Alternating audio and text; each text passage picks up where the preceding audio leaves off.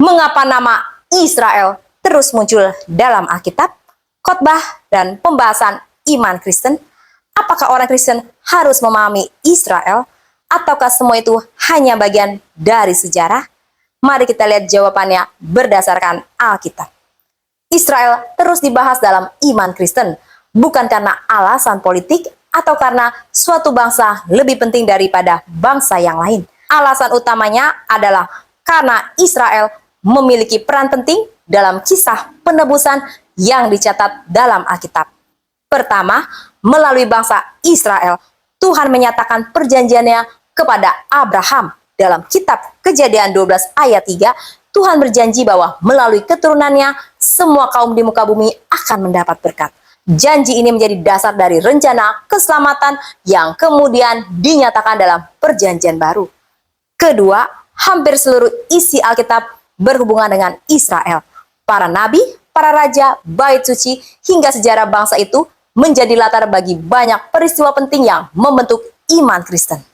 Ketiga, Tuhan Yesus lahir sebagai orang Yahudi dari keturunan Daud sesuai dengan nubuat perjanjian lama. Pelayanannya berlangsung di tanah Israel dan para rasul pertamanya juga berasal dari bangsa Yahudi.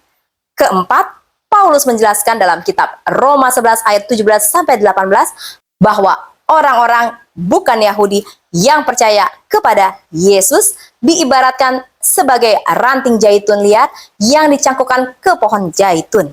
Ia mengingatkan agar orang percaya tidak menyombongkan diri terhadap akar yang menopang mereka. Namun perjanjian baru juga mengajarkan bahwa keselamatan tidak ditentukan oleh kebangsaan. Dalam kitab Galatia 3 ayat 28 dijelaskan bahwa di dalam Kristus tidak ada lagi perbedaan antara orang Yahudi dan bukan Yahudi dalam hal memperoleh keselamatan.